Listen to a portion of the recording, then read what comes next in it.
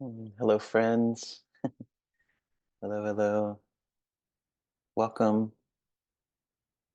Mm,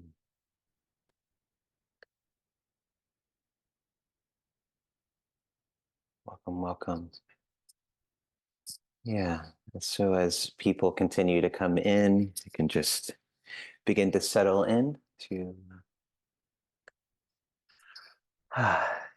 be together. And so maybe just a little movement, a little shoulder roll, head roll, a little stretch. Some nice big breaths. Just feeling into this body. Yeah. And then settling into some stillness, whether that's seated or standing or lying down.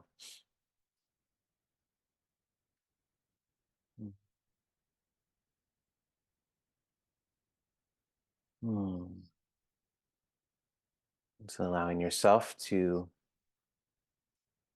be drawn into this body and just noticing simply, just noticing that you have a body. uh, Something that simple sometimes is forgotten. So just noticing what it's like to be in a body right here and right now. Hmm.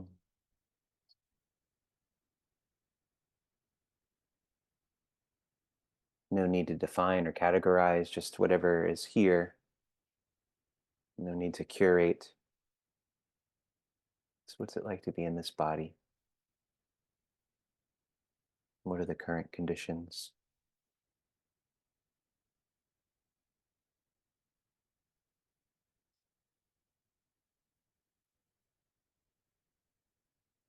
And this body includes this brain. So noticing the condition of the mind.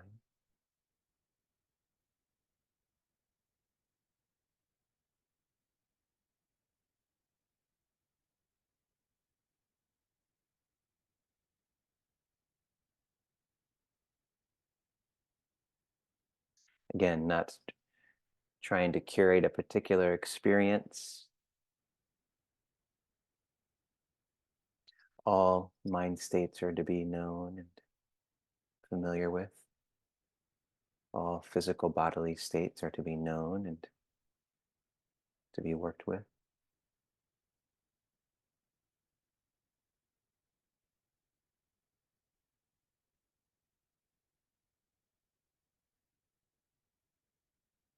And then also feeling out into the environment, any amount, in front of you, back of you, out to the sides, up and down. Any distant, close by, far away, in between.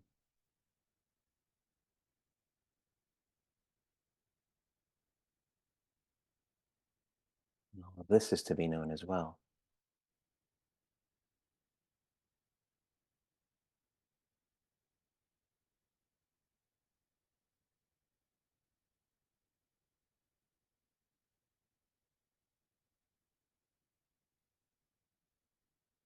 And by known, not knowledge about, just allowing, feeling into.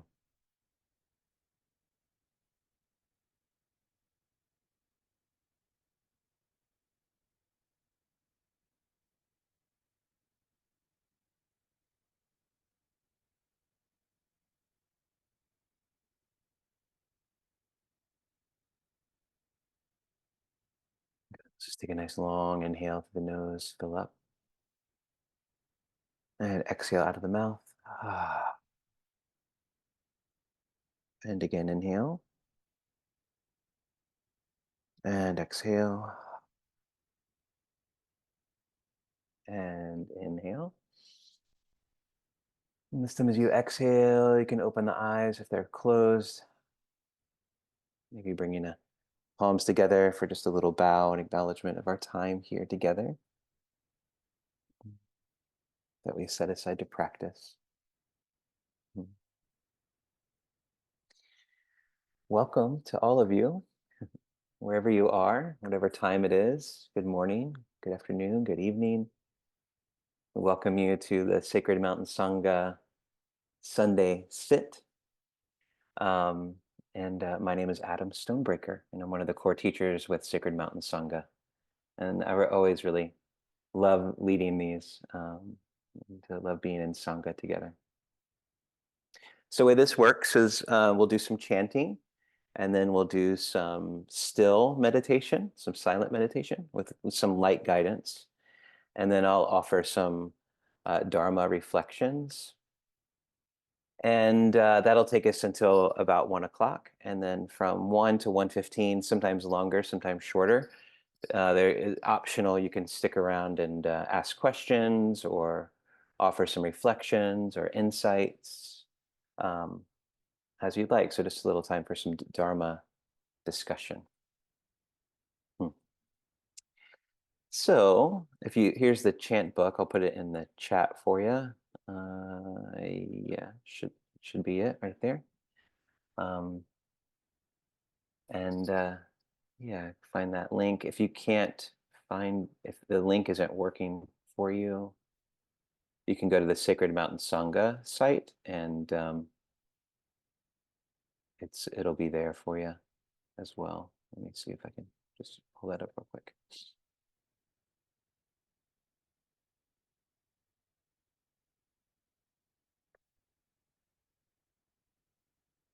Yeah, so here's the Sacred Mountain Sangha website. If you go chants and mantras, if you scroll down, you'll see chant book, and you can access it that way too. Some people have more success that way.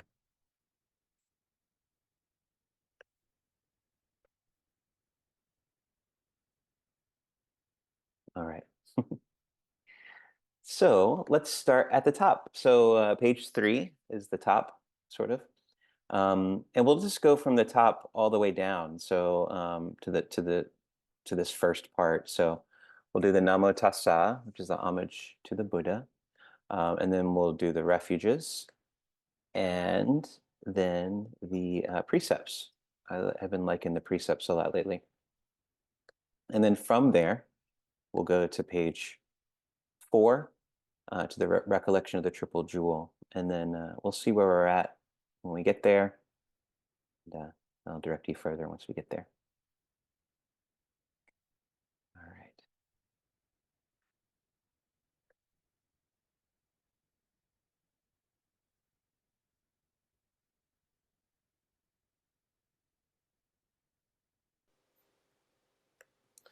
So it's honoring the Buddha. Namo tassa bhagavato arahato sammasambuddhassa.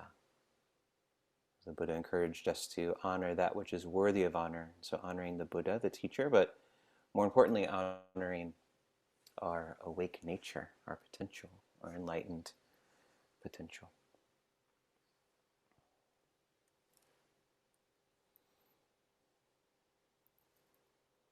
Let's exhale together. Inhale. Namo tassa bhagavato arahato sama sambuddhassa. Namo tassa bhagavato arahato sama sambuddhassa. Namo tassa bhagavato arahato sama sambuddhassa. Buddham saranam gacchami. Dhammam saranam gacchami. Sangham saranam gacchami. Dutiyampi Buddham saranam gacchami. Dutiyampi Dhammam saranam gacchami. Dutiyampi Sangham saranam gacchami.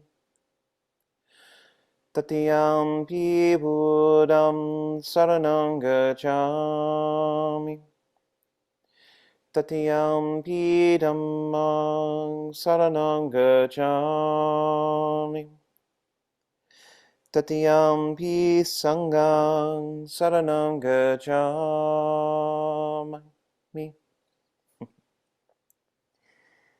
And then we'll do the precepts. We'll do them in the Pali, and then we'll say them in English as well. Annatipata Vedamani Sikkhapadang Samadhiyami. I undertake the training to refrain from intentionally taking life. Adinadana Vedamani Sikkhapadang Samadhiyami.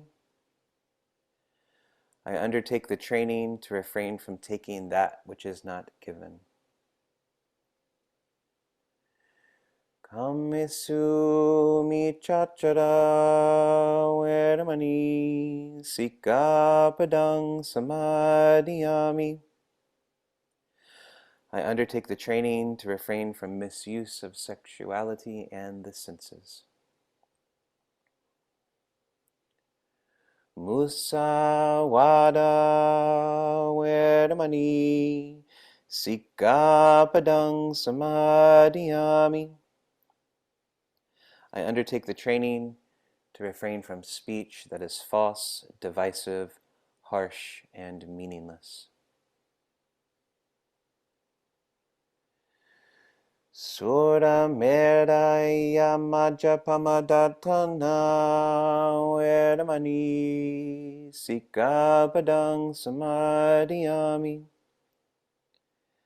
I undertake the training to refrain from intoxication, which leads to carelessness. Om Shanti, Om Shanti, Om Shanti.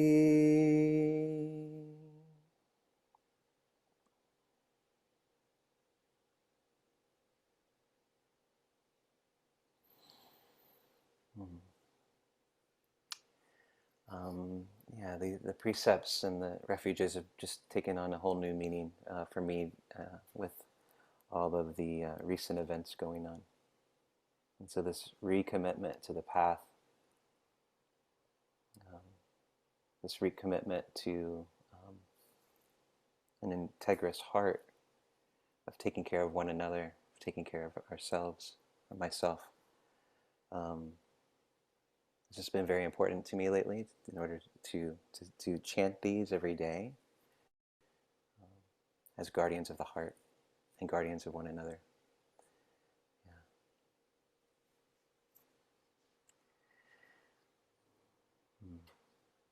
So they're beautiful things to reflect upon.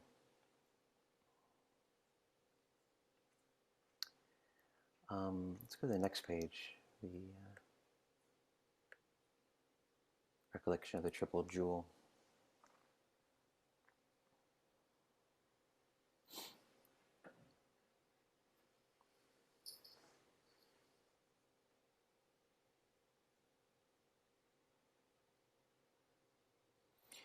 And just one more thing about the precepts. You know, in no way was the Buddha trying to be a moral policeman.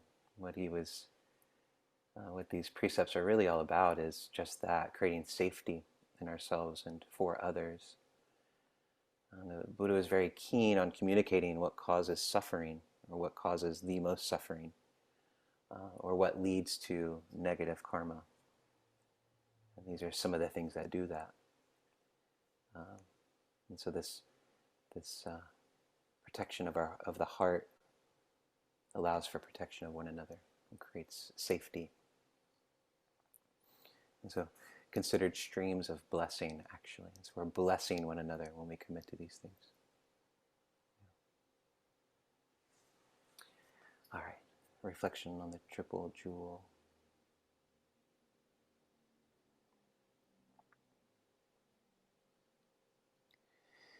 Itipiso bhagava araham samma sambuddho vija charana sampanno sugato lokavidu annuttaro purisattam sarati sata deva manusanam buddho bhagavati sabhakato bhagavata Dhammo sanditiko akaliko ehipasiko opanayiko pachatam berita bohvenu iti supatipano bhagavato savakasango ujupatipano bhagavato savakasango Naya patipano bhagavato savakasango sami chipatipano bhagavato savakasango yadidam chattari purisayogani atta purisapugala esa bhagavato savakasango ahunnahiyo Pahunahiyo, Dakinahiyo, Anjali Karaniyo, Anutaram, Punyakitam Loka Sati.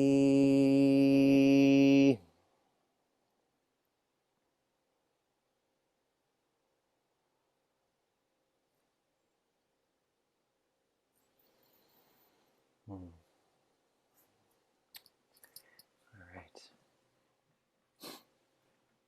Wonderful. Okay, so let's go down to page 8. Now, page 9 and 10. This is one we don't chant very often, but it's really wonderful. The Paticca Samuppada, which is the wheel of dependent origination, which is the realization of the Buddha.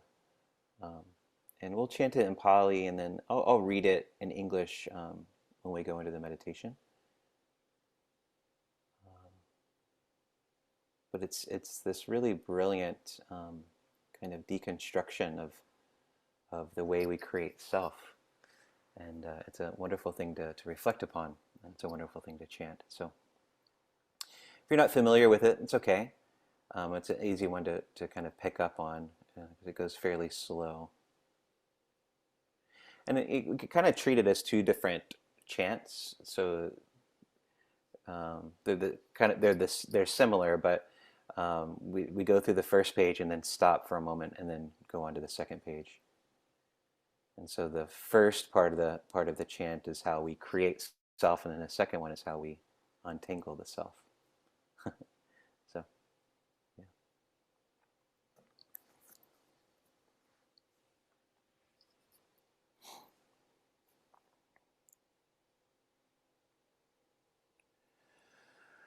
Avijja pachaya sankara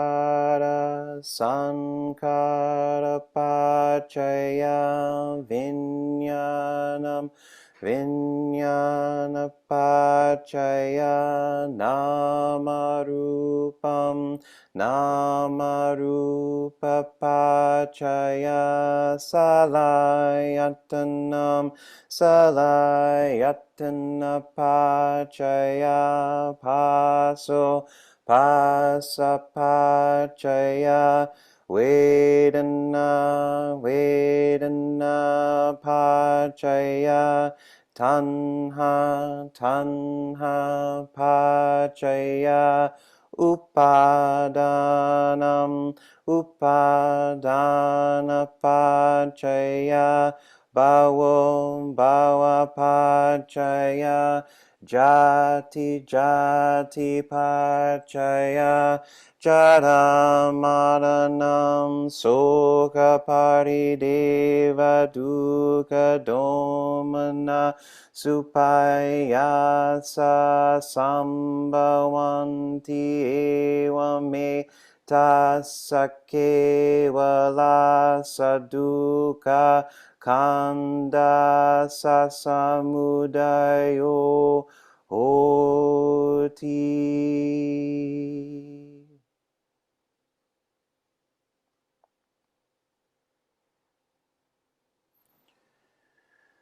Avijayataveva se saviraga niroda sankara nirodo sankara niroda vinyana nirodo vinyana niroda Namarupa Nirodo, Namarupa Niroda, Salayatana Nirodo, Salayatana Niroda, Vasa Nirodo, Vasa Niroda, Vedana Nirodo, Vedana Niroda,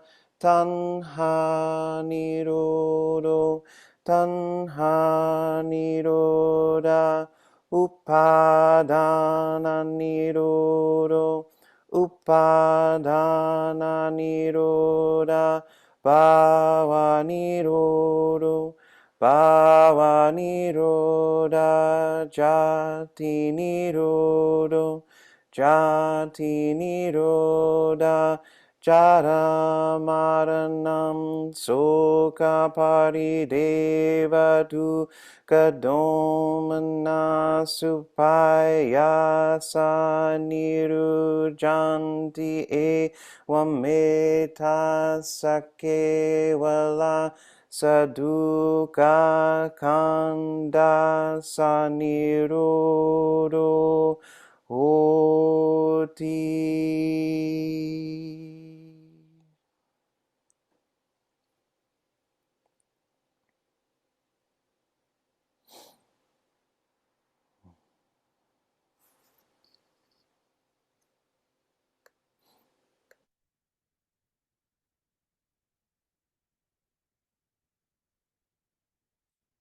All right, let's just come into some stillness now from this.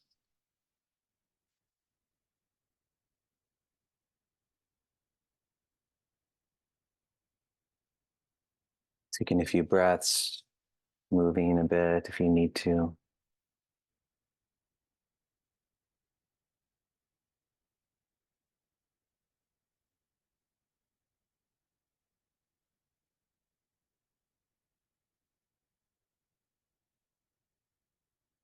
Scanning through the body once again, noticing body and mind, current state.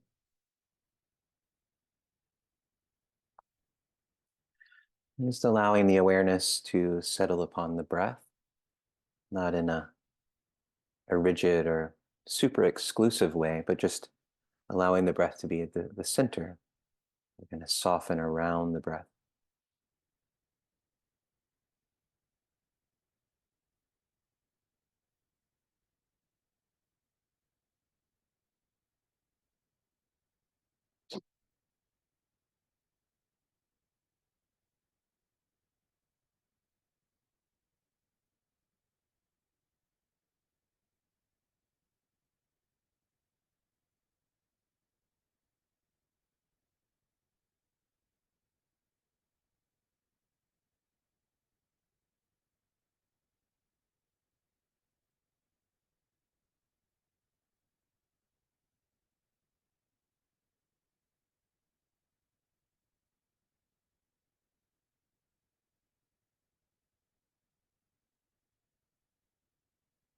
Just remember there's nothing that's not supposed to be here. It's all okay. Mm.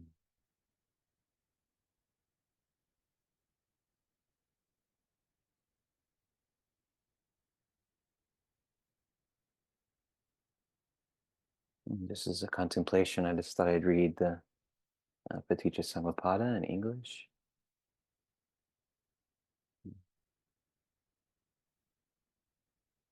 If you don't want to hear it, you can always mute me and come back at about 20 till some Dharma reflections.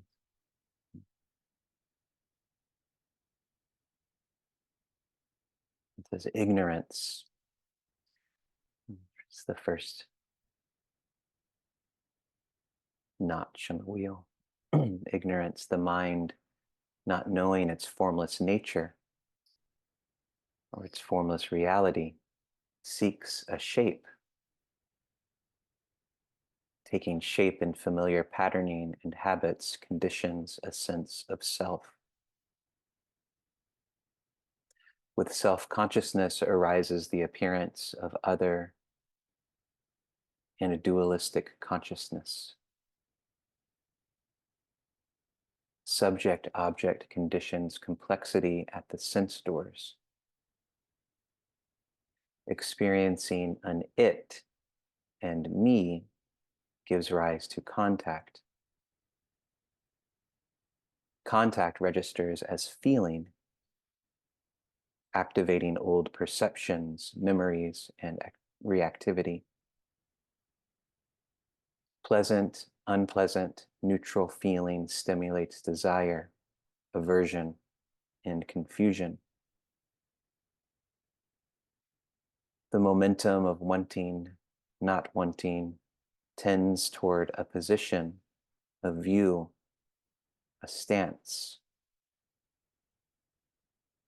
With persistent clinging, self-view solidifies, generating becoming someone. With aims, ambitions, strategies arises the full birth of self and self-preservation. The full emergence of self as a separate entity conditions death, and the inevitable breakup of the psychological foundations of self, leading to dukkha, suffering, loss, disorientation, grief, lamentation, and sorrow.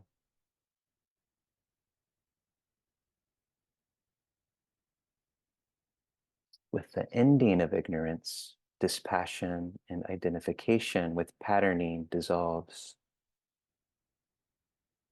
As the mind releases from conditioning, dualistic consciousness ceases.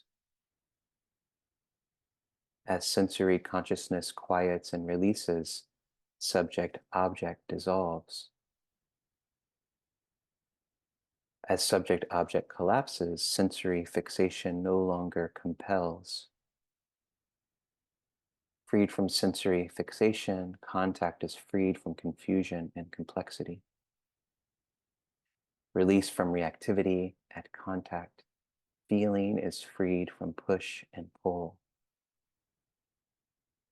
As feeling is freed from compulsion, craving and aversion dissolve.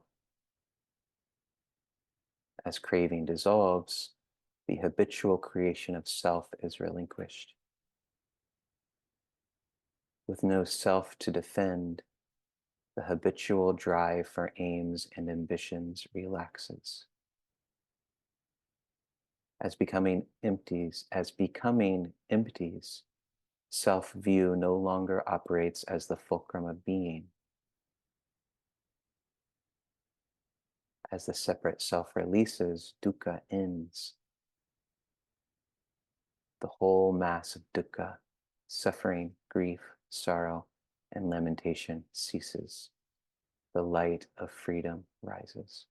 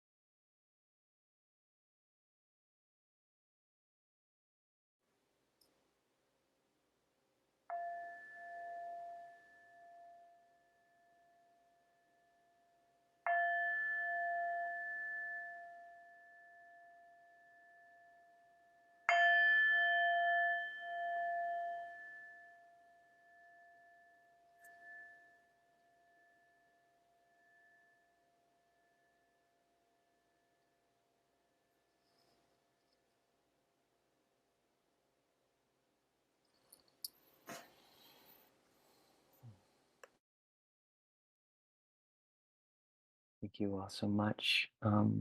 Yeah, appreciate it. And so feel free to make yourself comfortable, stretch, move around, twist as I offer some reflections on Dhamma.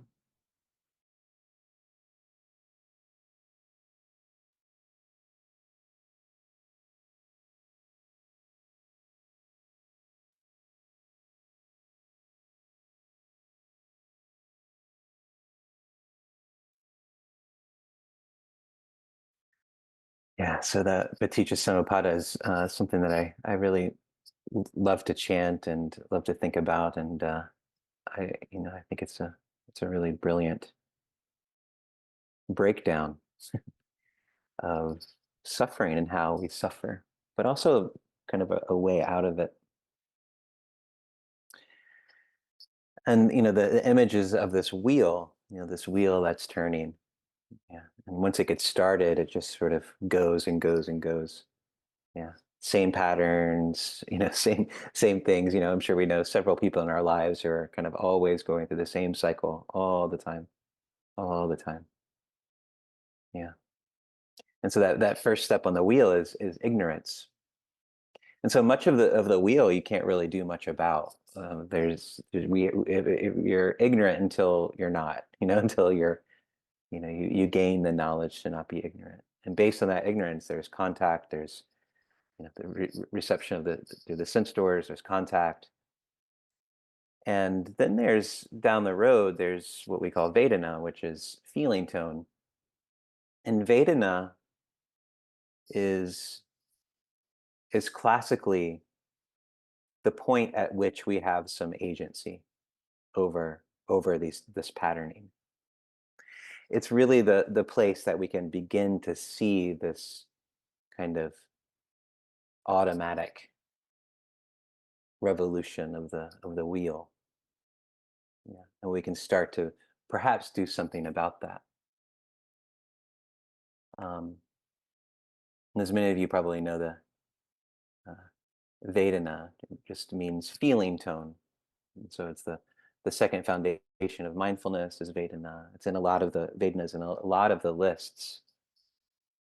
And this idea of feeling tone is very specific, and as much as I'm aware of, to Buddhism, because we think of feeling and we equate that with emotion typically.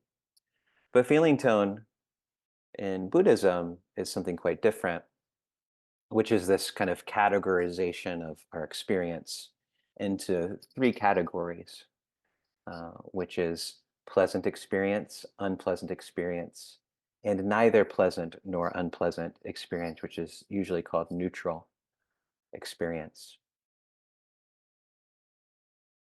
And so the the typical patterning of a human being, uh, and this is very simple, but it's extremely profound, is that we try to gather in and cling to pleasant experience, and we try to move away from or avert or avoid unpleasant experience, and then we tend to ignore or not see any neutral experience. And it's really interesting because this apparatus is moving all the time. This is constantly happening with our experience. And this is something that's very natural to our biology, which I'll talk about a little bit later.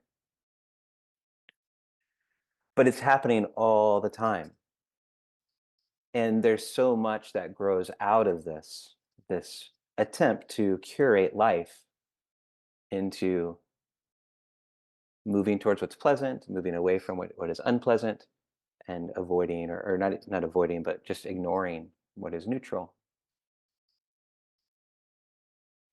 And the more I learn about this, the more I see it, how deep it actually goes.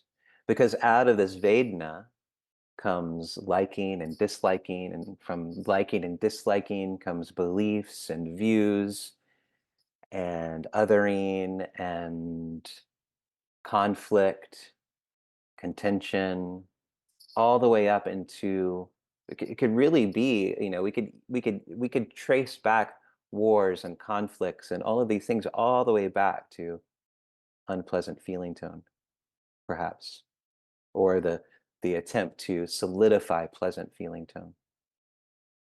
Yeah. And it's really interesting to kind of to look at that within ourselves, how much feeling tone influences every decision that we make if we're not aware, or if we look back on our lives before perhaps we started to be more aware in our lives, how much we sought pleasure and avoided pain and how much suffering that caused. It's very, very interesting. And so kind of the classic sutta that describes feeling tone is the Salata Sutta, which is the two darts or the two arrows, it's sometimes called. And I'll just read some of it here.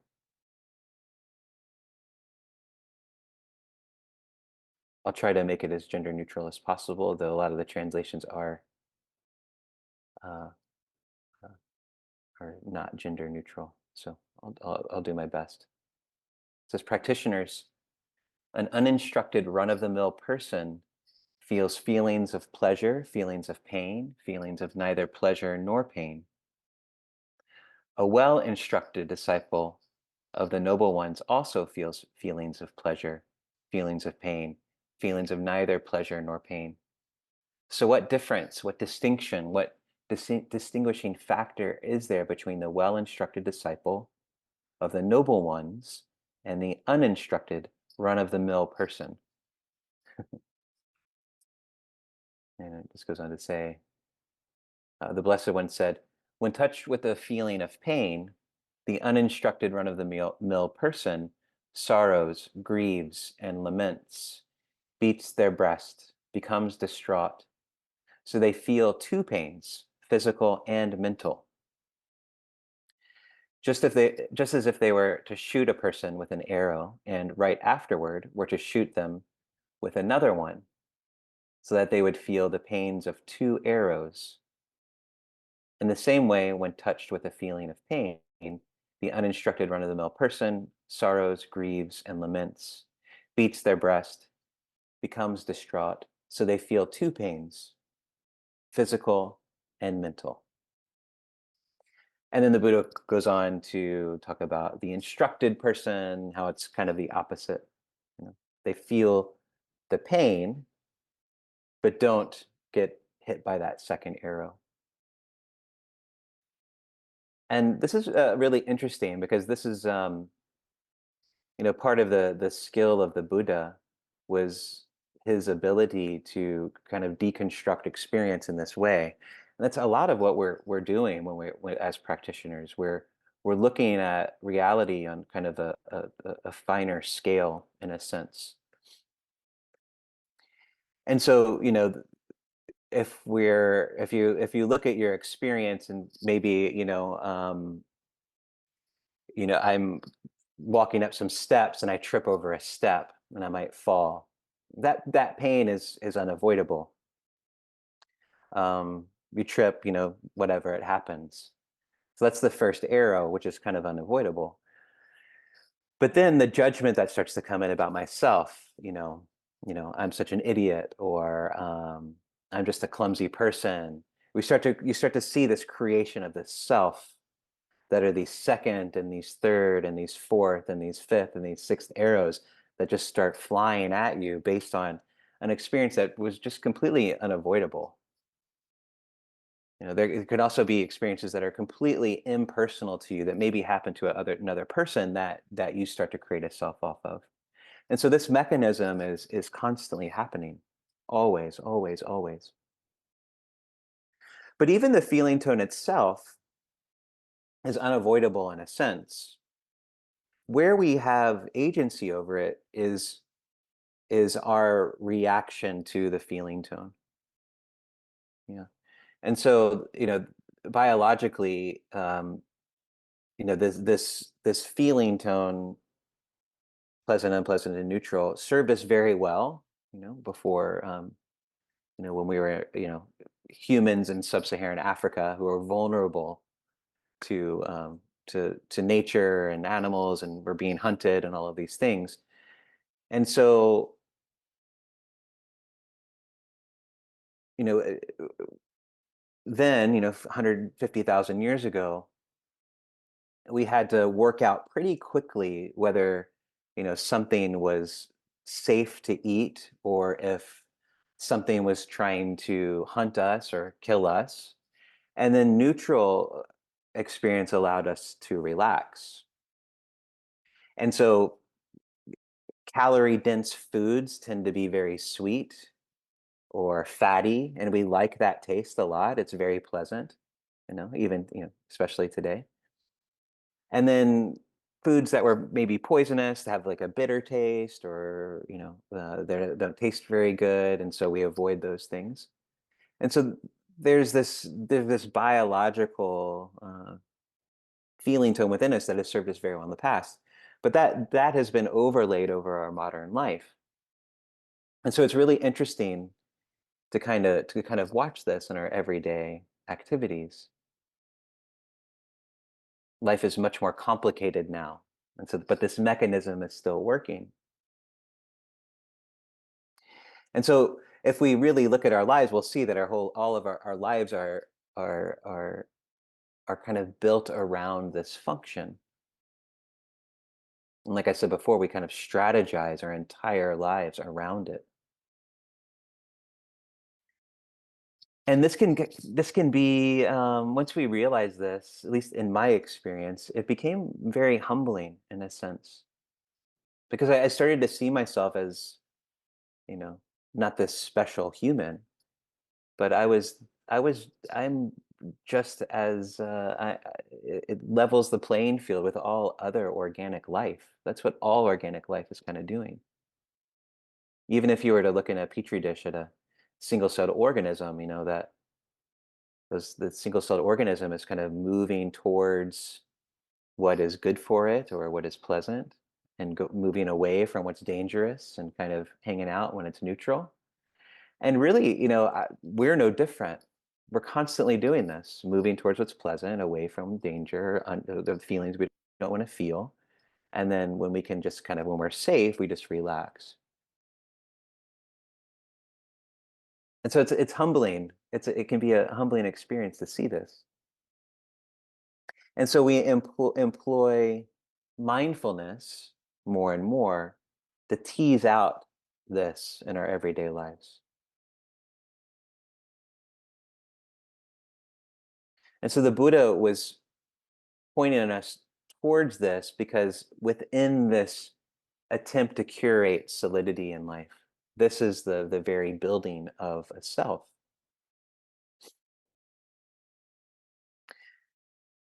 The When we're unaware and we don't see this process unfolding, this delusion of the singular independent me becomes is the root of all suffering. Yeah. And that automatically, once I create this singular independent me, just as it says in the Paticca Samuppada, I automatically create an other. And we see this playing out all over the world right now, yeah, throughout history. This is the human condition. And so our practice is to see this. The very the definition of vipassana, this practice that we do, is insight, or to see into, or to see distinctly, or to deconstruct, to see all of the patterns of experience, to see all of the intricacies, and all of the little ways that we attempt to create a sense of self. Because as I said before, this pleasant, unpleasant, and neutral very easily move into liking and disliking and spacing out, which sets into motion multiple feedback loops. This kind of excessive proliferation we call papancha.